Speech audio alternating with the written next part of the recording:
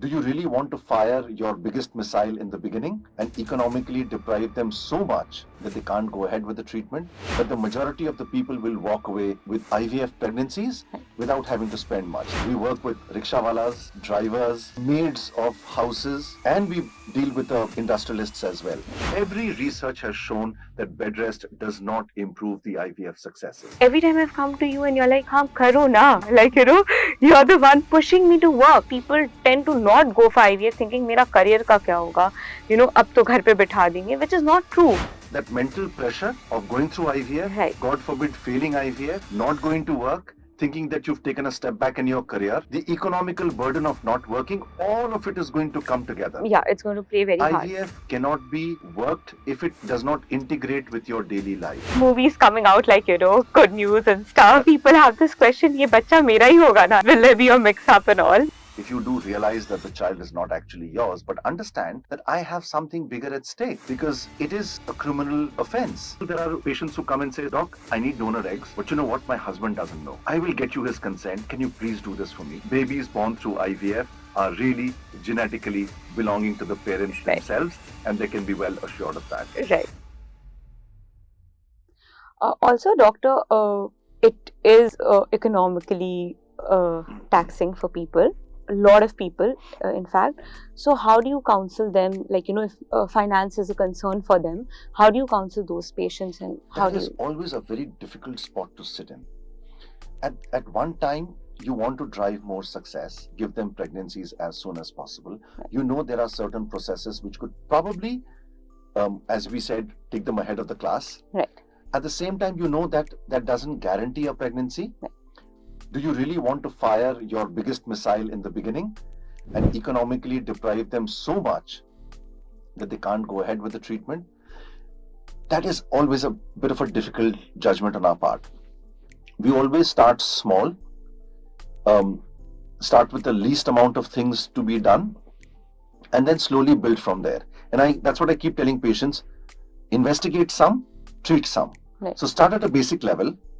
If it works, fantastic. Right. If it doesn't work, add one investigation.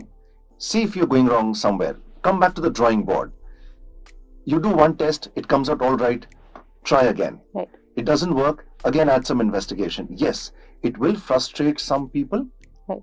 but the majority of the people will walk away with IVF pregnancies without having to spend much. That's number one.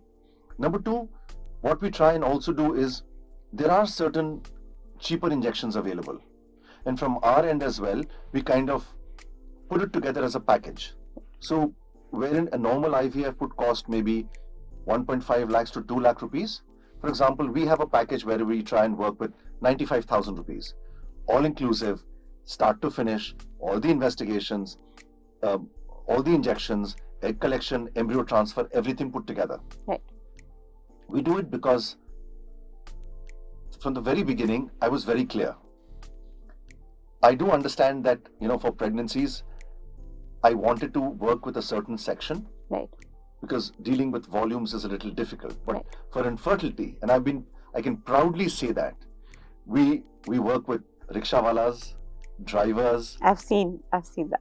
maids of houses, and we deal with the industrialists as well. Right. And I don't want to see a day where we don't have a certain section of people not coming to our clinic because of the prices. My parlor lady said that, I took my daughter to Dr. Rajeev, the doctor you're going to, and I was so happy, that. Yes. You So know. we do keep these packages only so that we can look after this section. Yeah. And of course, again, at my previous organization and now as well for the last 15 years, we've been running an NGO. It had a different name then. Now it's called Renewing Hope Foundation, wherein we try and put our bit wherever we can into helping these people, providing free injections, subsidized treatment, free treatment, etc. Yeah. But I've also been thankful in so many of our past patients and friends contributing to this, putting in money into the foundation wherein we can help people. But I know it's challenging. Right. It's sometimes never enough because it is a very expensive treatment. Right. On our part as well, on the patient's part as well. Right. But I hope somewhere with breakthrough technology, we'll be able to bridge this gap Right. and make it more affordable and easy for everyone to follow. Right. So this is a common question, doctor, that will the baby be normal? Will the baby have some defects in it since it's an IVF baby? So is there how would you like to cater to this? Okay. So again, IVF has been around for the last 50 years Right. and everyone's been doing research. Right. So in the last 50 years, it is enough time for the Right. internet to be filled with articles saying IVF causes abnormal babies. Right. How come the internet isn't filled with it? Right. I even tell people that, look, okay, and I understand India is a place where we can experiment. Right. You can do anything with patients. Right. But what about the Western world? You can't do that. You have to explain and inform everything. Right. How is it that the patients there are wanting to still do IVFs? Sweden, if I'm correct, has 100 IVFs free for its patients. Right. The NHS, when it had money at one point in time, gave 3 IVFs free to its citizens. Right. Why would the government want to bring in abnormal babies into the world? Right. So yes, there have been off and on certain concerns regarding the entire process, but most research have shown that the babies are absolutely normal. Right. And we have 50 years of backing for that. In fact, if you are doing an embryo biopsy, you're actually eliminating genetic problems in these babies, or transferring embryos which don't have genetic problems. In fact, what the last 5 years of research have shown, that it is not the IVF process which is the problem. Right. Couples who inherently have fertility issues inherently have certain problems, Right. which are seen. So whether it is premature delivery, whether it is growth restriction, whether it is any other problems, it can happen because of the couple rather than of the IVF process. Although I also do believe, in India, do you really think every single abnormality in every single baby is really reported? It isn't. Millions of people are there. Right. It's never ever reported. Right. But what is IVF? IVF is actually sitting in a makeup room with 100 spotlights on you. Right. So every single problem is ever going to be reported. Right. In the normal population, when something goes wrong, one doesn't really discuss it. Right. And make a big hue and cry about it. Yes. But God forbid something goes wrong in a child who's had an IVF. Everyone starts pointing It's a spotlight, fingers that because of IVF this is happening. Right. So if you go to a mandir, you will see more of devotees. But that doesn't mean, no, it's a wrong population to study. Right. So similarly here, probably you're putting too many spotlights on IVF. Right. But research has shown that the babies are absolutely all right. Right. Since we are on the point of breaking myths, we keep telling people that bed rest is not required. And sometimes patients get upset that, doc, you made us only lie down for 45 minutes after an embryo Right. transfer. And, the nurse made us get up too fast. That is why the IVF would Right. have failed. Why can't you keep a night facility here and let us rest the entire night? Right. And I keep telling them that, fine, in India, I can keep you here overnight. Right. In the Western world, you have to go in, do an embryo transfer. You can't even take leave from work, have a cup of coffee, drive back Back to yourself, go back and do all the household work, and go back to work the next day. You won't get leave. Right. So are you trying to tell me that the Western world does not have IVF successes? Every research has shown that bed rest does not improve the IVF successes. Right.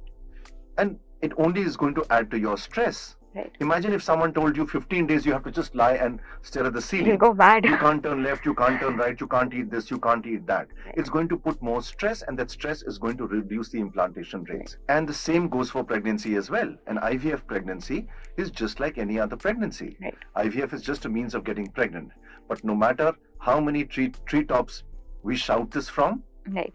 it's never enough. Right. So what was your experience like about the bed rest post IVF, Right. before your pregnancy, Right. and post your pregnancy as well? So honestly, I had my transfer in April. I am 9 months pregnant now.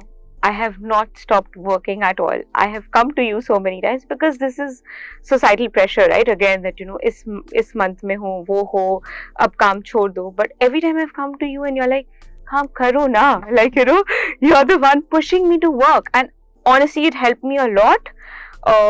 I don't know how my 9 months went in pregnancy and also IVF. I was told no bed rest. Of course, you have to have the sense. You can't jump around and go crazy. that's a normal thing, right? If you're planning to conceive or if you are pregnant, you can't do those basic stuff. But apart from that, it was so normal, and you get into the normal groove of life the very next day, or maybe the same day.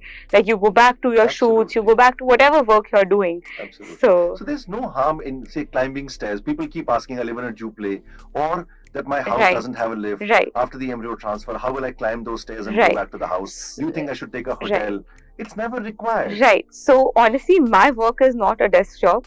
My work is sitting down, getting up, sitting down, getting up in different angles. And when I'm doing it, it's spontaneous. I have no idea of how my body is flowing while I'm shooting. I was never stopped from doing any of that. I feel, of course, you're allowed, because I am still pregnant by God's grace, and everything went off well. So I feel that, this myth needs to be broken, because people tend to not go for IVF thinking मेरा career का क्या होगा, अब तो घर पे बिठा देंगे, which is not true. Unless you have some specific issues, that is also there for normal pregnancies, right? Your doctor will ask you to stay at home. Yes. Apart from that, I think. But here I must thank your husband and your family as well. Right. For believing in me and my advice as well, and allowing you to do what I advised, because very recently, just 2 days back, I had a patient who came in, and she was having a bit of spotting. Right. And the mother-in-law said, bed rest karenge na? Bed rest se farak nahi padega. There is no article which says that if someone is having spotting, etc., yes, stay at home, move around the house normally. You can walk up and down the stairs still, but bed rest is not going to help. She really looked at me very disapprovingly. Almost, I felt she's going to go out and say, "Ye doctor, tumhara baat theek nahi hai. You have to change your doctor." And but she said, "Hamare zamane mein to bed rest karte the." I said, "I understand that, but in today's world, if literature is not saying that, why should I torture her? She's already going through such a lot. Me making her doing that bed rest is not going to make anything anything better." So, family also helps to say that I understand and I believe in you and I believe in whatever you're doing, and let's go ahead with that. So yes, it does definitely work. So I feel this should absolutely, be debunked, that you have to have bed rest or your life stops. Nothing stops. I think if it is going on, the success rates are more, I feel, whatever, mentally you're in the right place is what I feel. Some people again do take a sabbatical from work, when probably they are going through an IVF, saying, okay, you know what, doc, I'm now giving you 6 months, I've taken off from work, I'm not going to do anything and sit at home. And I tell them, please don't do that. Don't do that, Because that mental pressure of going through IVF, God forbid failing IVF, not going to work, thinking that you've taken a step back in your career, the economical burden of not working, all of it is going to come together. Yeah, it's going to play very hard. IVF cannot be worked if it does not integrate with your daily life. You're going to work, you're coming back to work, we're trying and adjusting our ultrasound and the blood tests to suit your office timings.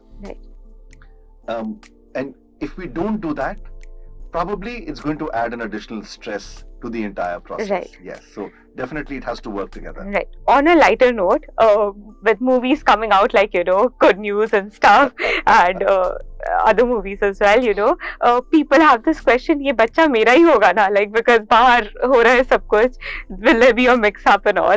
Just, so how do you get these questions, and how do you deal with it? We do get the questions a lot, and my firm answer to them firstly is that, you know what, yes, you do have a lot at stake if you do realize that the child is not actually yours, but understand that I have something bigger at stake, because it is a criminal offense.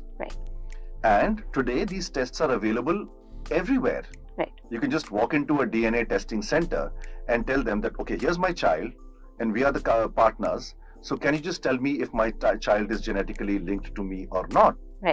And if it turns out that the child isn't, my entire career is over. All that I've built in all these years is all gone to dust. Why would I do that? Why would I do that? If you are requiring a gamete change, an egg donation or a sperm donation, why will I not discuss that with you?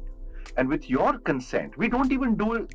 For example, there are patients who come and says, Doc, I need donor eggs, but you know what? My husband doesn't know. I will get you his consent. Can you please do this for me? don't tell him that I am taking donor eggs. And we tell them, I'm sorry, but it doesn't work like that. Right. If you need me, I will sit with your husband. I will tell him why, whatever is wrong.